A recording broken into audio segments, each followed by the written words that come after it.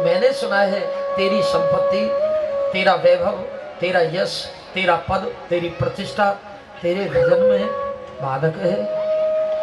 बोले निश्चित निश्चित बाधक है, लेकिन जिसे मैं बल देता हूं और वो बल का दुरुपयोग करता है और निर्बलों का शुभ नहीं करता, मेरा मानकर उससे बल लेने में मुझे कतई देर नहीं लगती। सुदामा, मैं किसी को धन देता हूं और जो निर्धनों का शुभ नहीं करता है और उस धन को मेरा न मानकर अपना मानकर अभिमान करता है, तो आज के करोड़पति का कल का रोड़पति बना देता हूं। प्रेम से बोलो राधे राधे। करे रंक से राव राजा भिखारी और समझ को सके नाथ, लीला तुम्हारी उसकी लीला विचित्र लीला है। आज का चक्रवर्ती राजा कल का रोडपति हो सकता है। आज का रोडपति को वो राजा बना दे।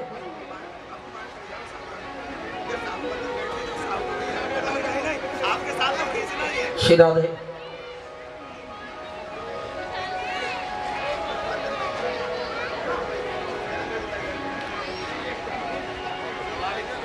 मैं किसी को बुद्धि देता हूं तो वो निर्बुद्धि वालों का सुनकर दे, मेरी बुद्धि मानकर।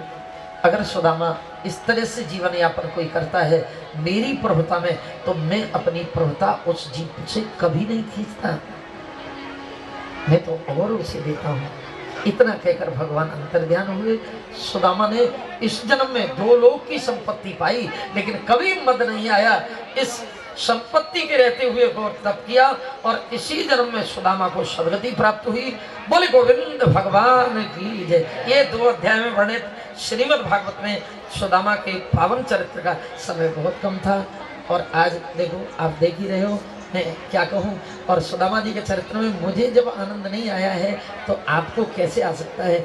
इसलिए मैं बहुत बहुत क्षमा प्रार्थी आप लोगों से। लेकिन अब मंजिल खड़ी है मेरे सामने, अभी 2 स्कंद की कथा बकाया है। अब मैं थोड़ा सा दंडवत करते हुए मैं कथा को निवेदन करूंगा। तो आगे चलकर एक कथा को थोड़ा, ये भागवत जी का सार है, मैं निवेदन कर रहा हूँ। आगे चलकर एक बार भगवान श्री कृष्ण के लीला स्मरण तक 125 वर्ष इस धराधाम पर रहे। 125 वर्ष में एक बार सूर्य ग्रहण पड़ा, मात्र एक बार। अब तो 1 महीने में 3 बार, अमावस्या, पूर्णिमा और फिर अमावस्या को। ऐसा कुछ लेख है संतों का। एक मान्यता है, 1 पाक 2 गहना, राजा मरे असेना। बहुत दोष है, दोष उसी के लिए, कष्ट उसी के लिए जो ज्ञानी है। अज्ञानी तो चाहे जो काम करता है, लेकिन ज्ञानी लोग संत जन है बहुत विचार मानते हैं। न खाएंगे न पिएंगे, मोक्ष नहीं होगा जब तक जागरण करेंगे बड़े।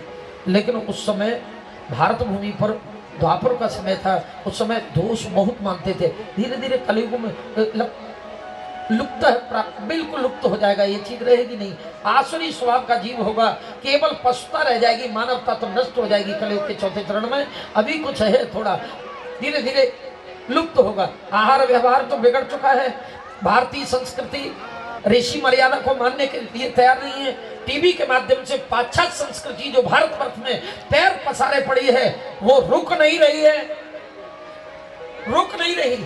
और उसे हृदयंगम करने के लिए हम तत्पर हैं। जो भारतीय संस्कृति और ऋषियों की मर्यादा, हमारे विश्व गुरु का खिताब था भारत को, लेकिन हम आज शिष्य बन गए हैं विश्व के। ये दुर्भाग्य है हमारा। हमें अपने ऋषियों की मर्यादा छोड़नी नहीं चाहिए, शास्त्रों में जीना चाहिए। संसार में जी रहे हैं लोग। एक बार सूर्य ग्रहण हुआ, भगवान श्री द्वारिकानाथ अपने संपूर्ण स्त्रियों को और संपूर्ण समाज को, अपने पिता और माता को लेके कुरुक्षेत्र पहुंचे। सूर्य ग्रहण, चंद्र ग्रहण के दोष से मुक्ति मिलती है। वहां अनावृत स्नान किया, यज्ञ आदि क्रिया कराई, संतों को प्रसाद दिया, भंडारा दिया, और ब्राह्मणों को दान देकर सारी क्रियाएं वहां भजन ध्यान कर रहे। संपूर्ण भारतवर्ष के राजे महाराजे आए। और एक विचित्र बात के, एक खुशी की बात बता दूं कि इतनी बड़ी भीड़ में द्वारिकानाथ के शिविर में एक व्यक्ति ने प्रवेश किया। भगवान श्री द्वारिकानाथ से कहा, बोले प्रभु आपको पता है इस भीड़ में कौन आया है? बोले कौन आया है? बोले आपकी मैया यशोदा आई है। मेरी माँ यशोदा? बोले बाबा नंद भी आए हैं, किशोरी राधा जी आई है, संपूर्ण ब्रजवासी ग्वाल वाला आए हैं। आहा, ठिकाना नहीं रहा। 125 वर्ष उनके पोते के घर भी पोता है। इतनी बड़ी उम्र, भगवान के नेत्र सजल हो गए। राजसी मुकुट उतार कर नीचे रखा भगवान ने। भारतवर्ष के राजा महाराजाओं के मुकुट घिस जाया करते थे, मुकुट बड़ी घिस जाते भगवान के चरणों में। उस परमात्मा ने मुकुट उतार के रखा। परीक्षित चरण पादुका उतार दी, राशि वस्त्र उतारे, एक गोप का वेश बनाया। मंत्री सात्विकी ने कहा ये क्या कर रहे हो प्रभु? बोले तुझे पता नहीं आज किससे मिलने जा रहा हूं? उलूखल से बांध कर रखा जिसने मुझे। जब गए मैया तो ध्यान में थी कृष्ण की याद, कृष्ण का चिंतन कर रही। अनायास मुख से फूट पड़ा सब मां, कृष्ण आए हुए हैं। जिसके पोते के घर पोता है, इतना बड़ा पुत्र मैया ने गोदी में बैठा ला।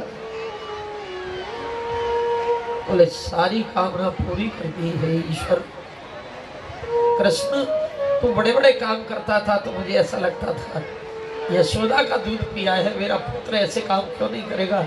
एक ही चिंता बनी रहती थी बस, और वो चिंता ये थी कि हे ईश्वर मैं दुनिया से जाऊं उससे पहले एक बार कृष्ण मुझे मिल जाए, बस मिल गया। अब मेरी चित्त से कामना दूर हो। और जब प्रभु चले हैं वहां से तो कहा मां तेरी इच्छा हो तो आज मुझसे कुछ मांग ले। सबने सब कुछ मांगा है कृष्ण से। कुंती ने दुख मांगा, गुरु माता ने पुत्र मांगा, लेकिन धन्य है ये मां, प्रेम का मूर्तिमंत रूप है यशोदा मैया। यशोदा मैया ने कुछ पुत्र, मुझे कुछ भी नहीं चाहिए, कुछ। वही केवट जैसी स्थिति है। आज नाथ में काहन पावा, जब गोविंद तू मिल गया तो चित्त में फिर भी कामना है तो भक्ति तेरा प्रेम अधूरा है। अब कछुनाथ अब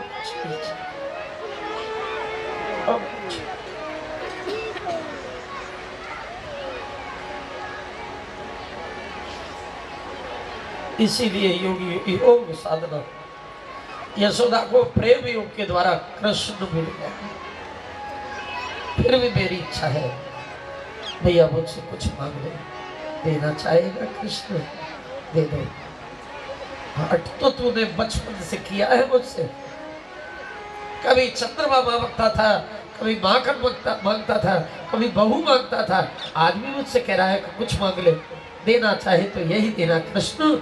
जब तेरी मैया इस जगत से जाए तो गोदी में इसी तरह से तू बैठा हो।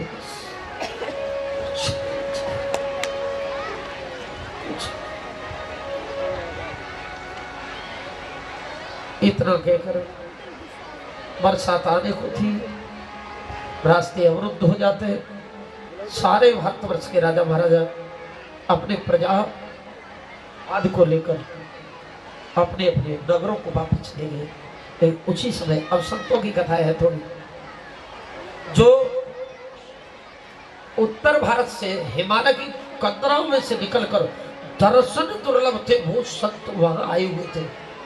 और उन संतों से भगवान श्री कृष्ण के पिता वसुदेव का मिलन हुआ और पूछा, बोले आप तो त्रिकाल दृष्टा संत हैं, आपके चरणों में हमारा प्रणाम, आप हमारी समस्या का समाधान करें, हर खुशी हमारे पास है। लेकिन ये बताएं कर्म के कौन कर्म ऐसा है जो कर्म के फल को नष्ट कर देता है। मेरी इच्छा है कोई ऐसा कर्म कराए जिससे कर्म फल नष्ट हो जाए।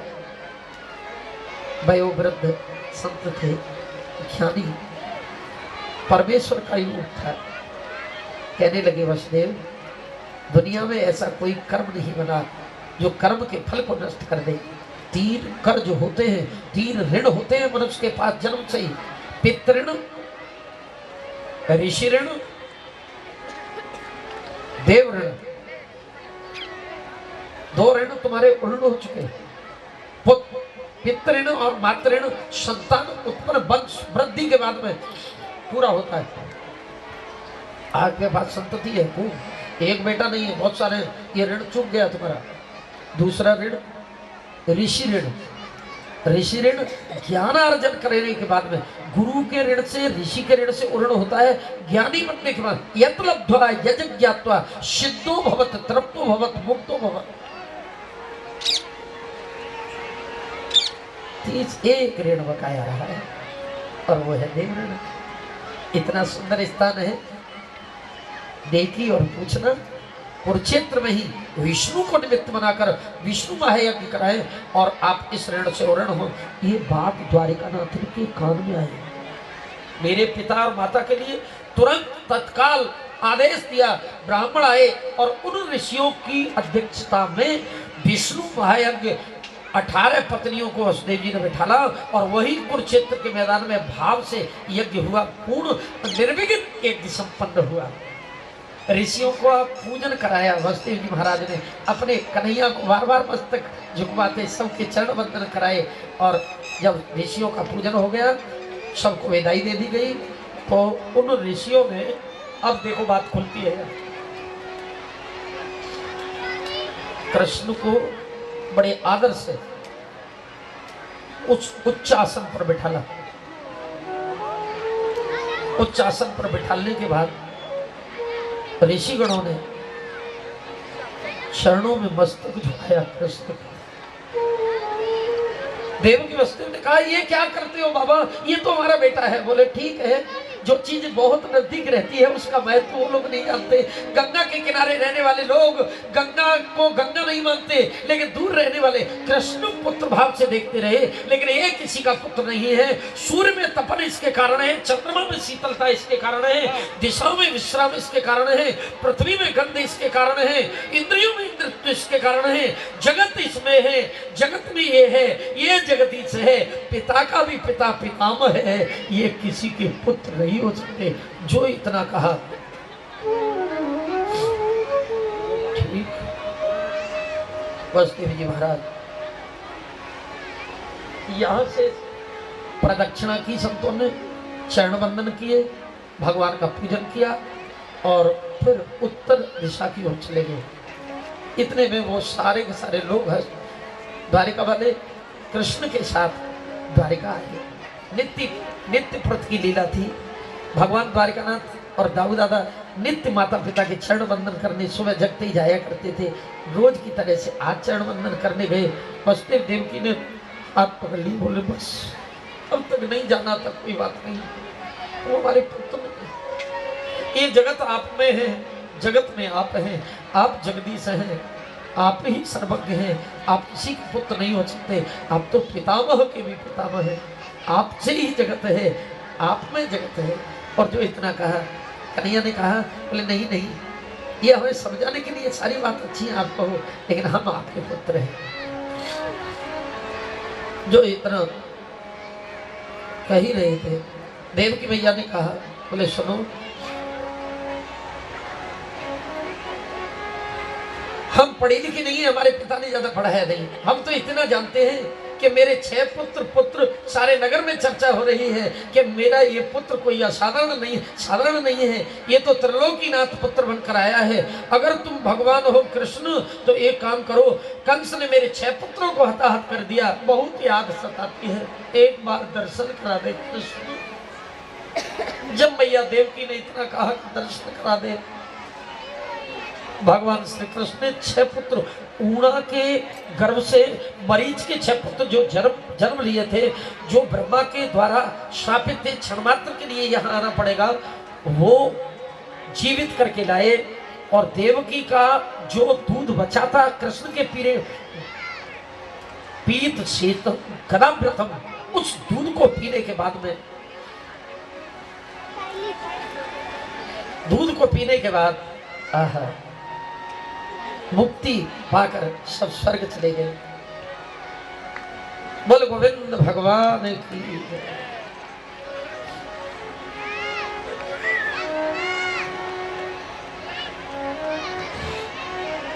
ये सुंदर सी कथा आगे चलकर एक अध्याय में भगवान श्री सुखदेव जी महाराज ने सुभद्राहरण की कथा सुनाई। एक अध्याय में भगवान सुखदेव जी महाराज ने बहुलास्य राजा जो मिथिला का रहने वाला था और एक गरीब ब्राह्मण था श्रुतदेव, उस एक ऐश्वर्यवान धनवान और एक गरीब में भेद मिटाते हुए इस कथा का श्रवण कराया। एक अध्याय में वेद स्तुति का वर्णन है और भृगु महात्मा के द्वारा त्रिदोगों की परीक्षा, और शिव जी जल्दी प्रसन्न होते हैं और जल्दी क्रोधित विष्णु भगवान का यजन और भजन करने वाले निश्चित वैकुंठ की प्राप्ति करते हैं। एक अध्याय में मंत्र माला और गुरु को कभी बदलना नहीं चाहिए, ये निवेदन करते हुए यहीं पर 10वें स्कंद उत्तरार्ध भी पूर्णता को प्राप्त होता है। बोल गोविंद भगवान की जय। अब 11वें स्कंद में ज्ञान कथा है। पिंडार क्षेत्र में एक बार विश्व कर्व असी दुर्वासा भृगु अंगिरा कश्यप वामदेव अत्रि नारद आदि ऋषि और एक बार यादव यहाँ गौचारण कर रहे। यादवों ने मजाक सूझी, मस्करी सूझी। अब देखो पशुओं के साथ जो रहता है ना उसकी वृत्ति भी कुछ संग दोष होता है ना, और इन्होंने एक भगवान के पुत्र जो जामवती जी का बेटा था शाम्ब, ये शंकर भगवान पार्वती का मिला हुआ रूप है, समय नहीं है कथा के लिए, बहुत सुंदर। इसको अब स्त्री का भी रूप है तो इसी को एक स्त्री के भेष में सजाया, साड़ी पहना दी और पहुंच गए ऋषियों के पास। और ऋषियों में प्रधान उस समय थे दूरवासा, और दूरवासा बाबा को तो वैसे भी इतनी देर में क्रोध आवे। बोले बाबा राम राम, पहले ही भगवान अपने परिवार को कुछ मार्गदर्शन करते थे, मेरे चक्र से तुम्हारा कुछ नहीं बिगड़ेगा यदुवंशियों, भगवान का त्रिशूल तुम्हारा कुछ नहीं बिगाड़ पाएगा, शंकर का इंद्र का वज्र और ब्रह्मा की ब्रह्म शक्ति से भी तुम्हारी रक्षा होगी, लेकिन ब्राह्मण के क्रोध से दूर रहने की आवश्यकता है। लेकिन विनाश काले विपरीत बुद्धि, यही हुआ। कहने लगे कि पेट से वस्त्र बांधा, गर्भवती स्त्री जैसी आकृति बना दी, ये हमारी स्त्री पूछना चाहती है जाके छोरी होगी कि छोरा। दुर्वासा ऋषि ने कहा न तो होगी छोरी और न होगा छोरा, इनके होगा यदुवंशियों का काल, काल होगा यदुवंशियों का। और खोलकर जब देखा गया तो क्या निकला,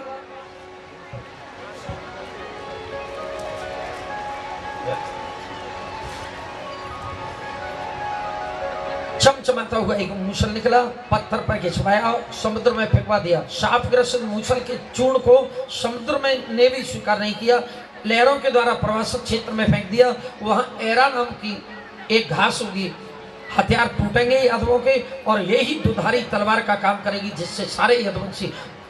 एक लोहखंड बचा जिसको फेंक दिया समुद्र में, मछली ने निगला, मछली को व्याध ने पकड़ा, व्याध ने उसको पेट फाड़ा, उसमें से लोह का खंड निकालकर बाण के फोंक पर लगाया है, इससे भगवान का पदम वेदन होगा।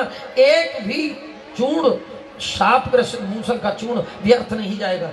आगे चलकर एक अध्याय में वसुदेव जी के पास नारद जी का आगमन और 9 योगेश्वरों की कवि हरि अंतरिक्ष प्रबुद्ध पिपलायन अविलोत चमच और करभाजन नाम के 9 योगेश्वरों की कथा, माया और माया से पार जाने का उपाय, ब्रह्म योग और कर्म योग का निरूपण किया। एक अध्याय में भगवान के अवतारों की कथा एक अध्याय में निवेदन करते हुए दूसरे अध्याय में भक्तिहीन पुरुष की गति क्या होती है और भगवान की पूजा की विधि बताते हुए आगे कथा को गति दिया।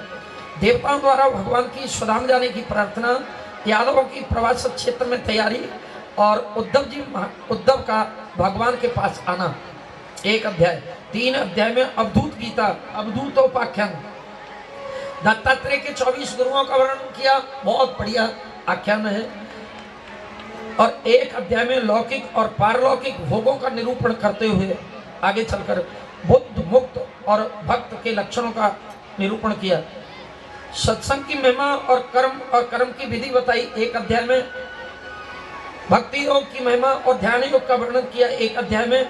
भागवत धर्म का निरूपण करते हुए एक अध्याय निवेदन कर रहे हैं। उद्धव जी का भद्रकाश्रम में गमन और यादवों में कुबुद्धि फैली। वाणी मदरम पीत्वा, वाणी मदरा का पान किया और आपस में ही कट पिट के चतपंच विशिष्टा, कितने बचे? 4-5, सब कट पिट के मर गए। जो बचे, भगवान ने घोषणा करा दी द्वारिका में, आज से सही 7वें दिन द्वारिका जलमग्न हो जाएगी। जो बचे हैं वो भाग जाएं, बचेगा केवल मेरा महल, भाग जाइएगा। यहाँ जो बचे वो भाग गए भगवान के स्वधाम जाने की। अपने वंशजों को अंत देखकर भगवान पीपल वृक्ष के नीचे चरण पर चरण रख के बैठे। भगवान भी बदला देता है। मैंने ताड़ वृक्षों के पीछे जाकर त्रेता में बाली को मारा था। बाली दोषी नहीं, सुग्रीव के कारण ये करना पड़ा मुझे, लेकिन मैं तेरा कर्जदार हो गया। वही बाली बहेलियां बनाए यहाँ, हिरण की कस्तूरी मानो मृग तृष्णा की तरह से वो पदम दिखाई देने लगा। इस बहेलिया ने दूर से ही कान तक बाण खींचा, संधान कर दिया। भगवान के पदम में वेदन हुआ। एक तेज प्रकाश पुंज में भगवान के साथ बहेलिया भी गोलोक धाम चला गया। बोले गोविंद भगवान की जय। और यही 11वें स्कंद पूर्णता को प्राप्त होता है। कलियुग के अनेकानेक राजाओं का वंश वर्णन एक अध्याय में निवेदन करते हुए भगवान सुखदेव जी महाराज राजधर्म और कली धर्म का निरूपण किया। कलियुग के दोषों से बचने के उपाय एक अध्याय में बताए। चतुर्विध प्रलय, नित्य प्रलय, नैमित्तिक प्रलय, आत्यंतिक प्रलय और खंड प्रलय। भगवान श्री सुखदेव जी द्वारा परीक्षित को अंतिम उपदेश और पूछा। बोले अब तक्षक से तुझे परीक्षित कोई डर तो नहीं है? परीक्षित राजा ने फिर बोले नहीं। परीक्षित राजा ने कहा अब ये शरीर, अब तक की कथा सुनने के बाद, पान करने के बाद मुझे ऐसा लगा है ये शरीर मेरी आत्मा है और आत्मा को कोई शस्त्र भेदन नहीं कर सकता, पानी गला नहीं सकता, अग्नि जला नहीं सकती। अब मुझे कोई कतई भय नहीं है। जो इतना निवेदन किया, लेकिन अंत में आया तक्षक ने परीक्षित राजा के शरीर से मुख लगाया, एक राख की डेरी के में रूप में परिणत हो गया, जल कर खाक हो गया।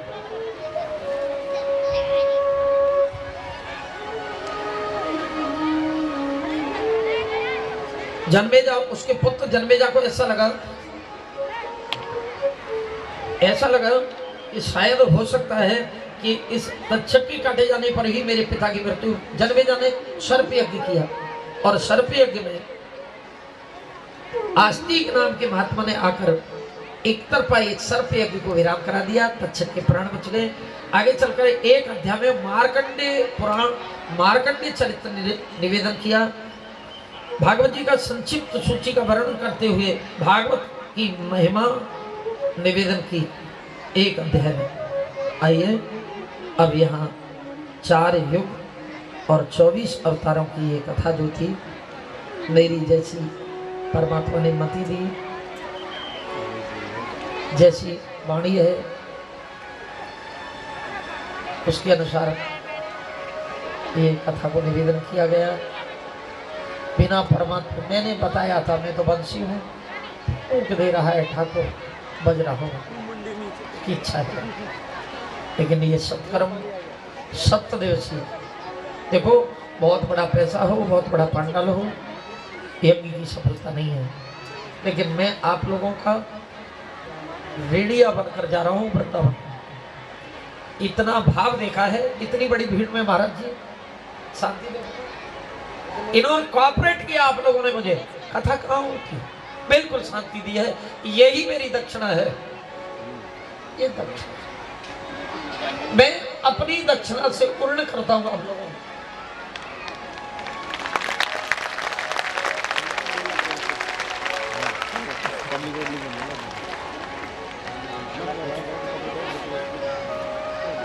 मैं अपनी शुभकामना आप सभी संपूर्ण जनता जनार्दन को व्यक्त करते हुए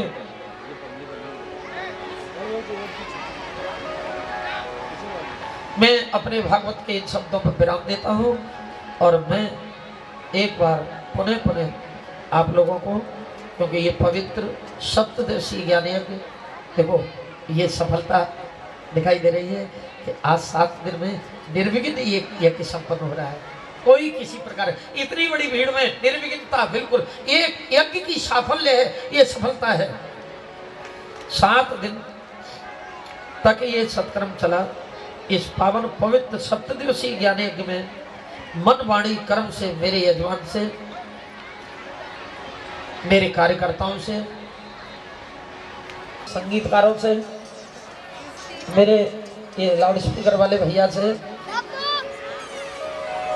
मैं स्वयं से अगर कोई इस तरह की त्रुटि मनम वाणी कर्म मंत्रहीनम क्रियाहीनम, अगर इस तरह की कोई त्रुटि बन गई हो, परमात्मा उसको क्षमा करें। उसके लिए हम 3 बार भुजा उठाते हुए जय जयकार करेंगे। एक मंत्र चल सभी करेंगे। श्री हरे नमः। आवाज। श्री हरे नमः। एक बार और। श्री हरे नमः। अब एक बार पुनः पुनः श्री वृंदावन धाम को याद करते हुए और इसका पुण्य मैं मेरे यजमान, संपूर्ण कार्यकर्ता, संपूर्ण जनता जनार्दन जहाँ तक बैठे मेरे, इन्हें देते हुए मैं एक बार पुनः पुनः वृंदावन धाम को याद करें और जय जयकार करें। जय जय श्री राधे, जय जय श्री राधे, जय जय श्री राधे। श्याम। अब मेरी वाणी पर भी थोड़ा ध्यान दें। हमारे समाज की तरफ से, परिषद जी की तरफ से रहेगा याद, यह दिन जीवन में बुलाएंगे। समय पर देखना भगवान फिर हम आपको बुलाएंगे। अरे हुए ऋणी, हुए सब लोग ऋणी आपकी इस अमृत गंगा की कथा से। चाहे पुरुष हो, चाहे माता बहना हो, चाहे हो छोटी छोटी नालियां, और प्यास संत भगवान के नाम पे जम जम के बजा दो। एक मिनट देखिए, हाँ देखिए, अभी भजन होने वाला है। आप बिल्कुल मन लगा करके सुने। स्वर में ही ईश्वर होता है। इस स्वर को पादकों से द्वारा निकला हुआ अपने श्रवणों में प्रवेश करें। हाँ भैया। हाँ तो भक्तों, जब भी कोई संकट आए तो अपने पूज्य गुरुदेव से विनती करना या अपने परम आराध्य इष्टदेव से ये प्रार्थना करना। बांके बिहारी रे दूर करो रे, दूर करो दुख मेरा। बांके बिहारी रे दूर,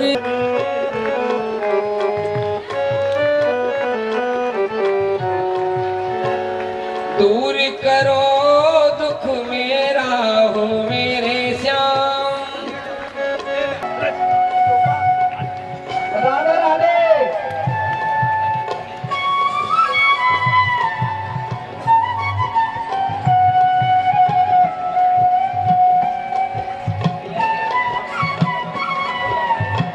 दूर करो दुख मेरा।